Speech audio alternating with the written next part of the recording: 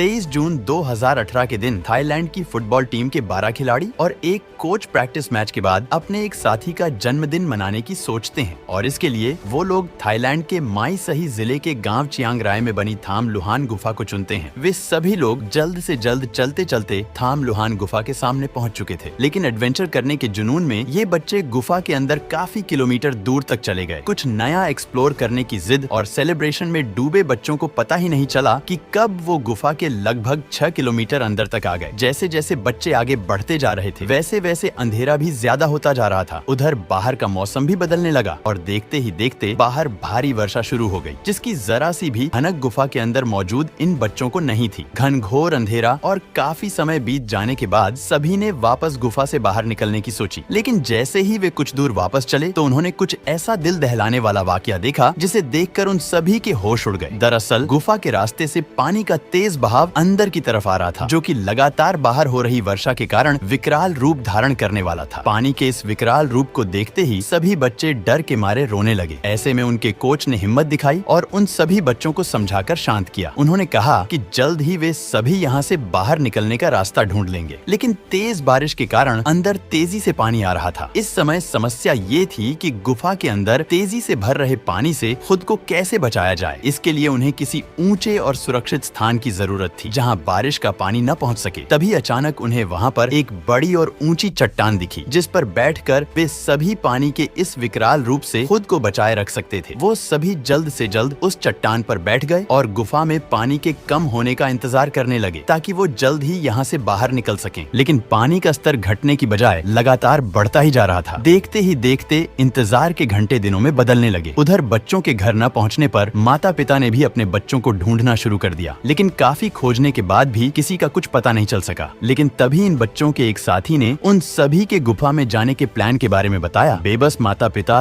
तुरंत उस गुफा के सामने पहुंचे और गुफा के बाहर खड़ी साइकिल को देखकर समझ गए कि बच्चे इसी गुफा के अंदर फंस चुके हैं। लेकिन पानी के तेज बहाव को देखकर सभी को डर था कि कहीं बच्चों के साथ अनहोनी न हो चुकी हो। बिना समय बर्बाद किए प्रशासन को इस बात की खबर दी गई। उधर काफी समय बीत जाने के बाद बच्चे भी भूख के मारे बिलखने लगे। न तो वहाँ पर उनके लिए कुछ खाने को था और न ही उन्हें वहाँ से बाहर निकलने का कोई रास्ता नजर आ रहा था। ऐसे में इन बच्चों के कोच ने एक बार फिर से हिम्मत बनाते हुए कहा कि खाने के बिना तो इंसान काफी दिनों तक जिंदा रह सकता है, लेकिन पानी के बिना नहीं। और कहीं न कहीं वो भाग्यशाली भी है, क्योंकि पानी उनके पास पर्याप्त मात्रा में मौजूद है। इस तरह वो लगातार इन बच्चों का हौसला बढ़ाते रहे और इन बच्चों को मेडिटेशन कराते रहे ताकि ऑक्सीजन की कमी और खाने के अभाव में भी इन बच्चों का इम्यून सिस्टम बेहतर बना रहे। देखते ही देखते घंटे दिनों में और दिन हफ्ते में बीत गए, लेकिन वहाँ से बाहर निकलने की कोई उम्मीद नजर नहीं आ रही थी। इधर अब पूरी दुनिया में ये खबर फैल चुकी थी। ऐसे में बच्चों की मदद के लिए अमेरिका, ब्रिटेन, चाइना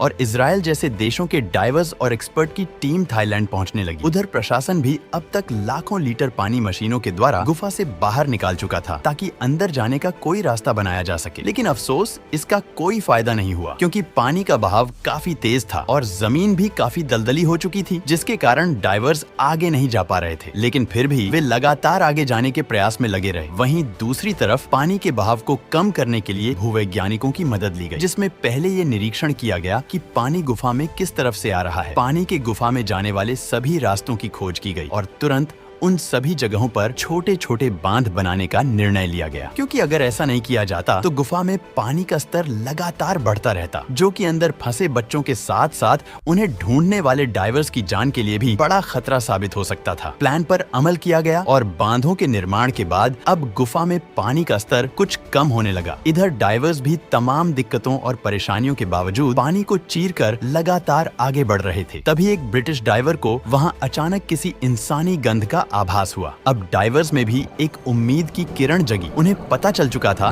कि बच्चे यहीं कहीं आसपास मौजूद हैं। जिसके बाद मात्र कुछ ही देर की खोजबीन के बाद सभी 13 लोगों को डाइवर्स की टीम ने लगभग 9 दिन बाद एक ऊंची चट्टान पर मेडिटेशन करते गुफा के एंट्रेंस से लगभग 4 किलोमीटर अंदर खोज लिया था। ड्राइवर्स को अपने पास मदद के रूप में पाकर बच्चों की खुशी का ठिकाना नहीं था। सबसे पहले बच्चों को खाने पीने का सामान दिया गया, क्योंकि लगभग 9 दिनों से भूखे बच्चे काफी कमजोर हो चुके चुके थे, क्योंकि अब 13 लोगों के साथ काफी सारे डाइवर्स भी गुफा के अंदर मौजूद थे। तो ऐसे में वहाँ ऑक्सीजन का लेवल और भी तेजी से घटने लगा। इसकी पूर्ति के लिए तुरंत ही गुफा के बाहर से एक पाइप के द्वारा 200 ऑक्सीजन सिलेंडर से ऑक्सीजन अंदर पहुंचाई गई, ताकि सभी को पर्याप्त ऑक्सीजन मिल सके और बच्चों के पास इमरजेंसी के लिए डॉक्टर्स की टीम भी भेज दी गई। लेकिन अब सबसे बड़ा सवाल ये था कि बच्चों को बाहर कैसे निकाला जाए। इसके लिए 3 ऑपरेशन पर विचार किया गया। या तो बच्चों को स्कूबा गियर की मदद से स्विमिंग सिखाई जाए, जो कि पॉसिबल नहीं था, क्योंकि बच्चों में इतनी एनर्जी बची ही नहीं थी कि वो 4 किलोमीटर तक स्विमिंग कर पाए। ऐसे में ये उपाय खारिज कर दिया गया। दूसरा विकल्प था कि बच्चों को डाइवर्स की मदद से खींचकर बाहर निकाला जाए, लेकिन किसी अकेले ड्राइवर द्वारा 4 किलोमीटर दूर तक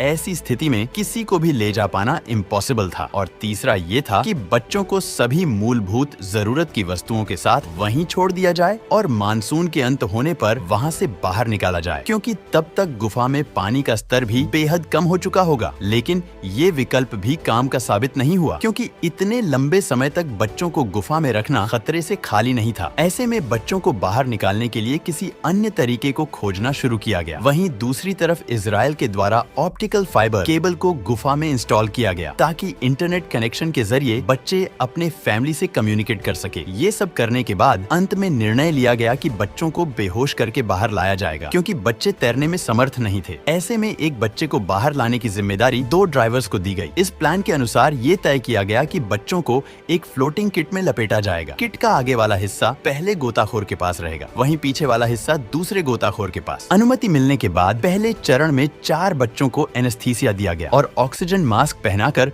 फ्लोटिंग किट में लपेटा गया। डाइवर्स के हाथों में इस समय बहुत बड़ी जिम्मेदारी थी, क्योंकि फ्लोटिंग में लपेटा गया बच्चा और 4 किलोमीटर स्विमिंग, ऐसे में जरा सी चूक भी एक बड़े हादसे को जन्म दे सकती थी। लेकिन गोताखोरों ने बड़ी सूझबूझ के साथ 8 जुलाई 2018 को शाम 7:55 पर सभी 4 बच्चों को गुफा से बाहर निकाल दिया। अगले दिन भी इसी प्रकार से 4 और बच्चों को गुफा से बाहर निकाला गया। 10 जुलाई 2018 ये वो दिन था जब 6:38 पर सभी बच्चों और उनके कोच को बाहर निकालकर इतिहास रच दिया गया। लगभग 18 दिन तक गुफा में फंसे रहने के बाद बच्चों को जिंदा बाहर निकालना किसी चमत्कार से कम नहीं था। लेकिन इस पूरे घटनाक्रम में एक बहादुर एक्स डाइवर समन कोलन ने बच्चों को बचाते बचाते अपनी जिंदगी की जंग हार गई। गुफा से बाहर निकलते ही बच्चों को तुरंत हॉस्पिटल पहुंचाया गया, जहां उन्हें काफी दिनों तक मेडिकल सुविधा दी गई, ताकि अगर इनमें किसी भी प्रकार का रोग या इतने दिनों तक भूखे रहने के बाद बॉडी में किसी भी प्रकार की कमी आई हो तो उसका इलाज किया जा सके। लगभग 10 दिनों तक हॉस्पिटल में रहने के बाद इन सभी को डिस्चार्ज कर दिया गया। इस रेस्क्यू ऑपरेशन में अपनी जान गंवाने वाले समन कोलन को ट्रिब्यूट करने के लिए उनका स्टेचू लगाया गया, जिन्होंने अपनी जिंदगी की आहुति देकर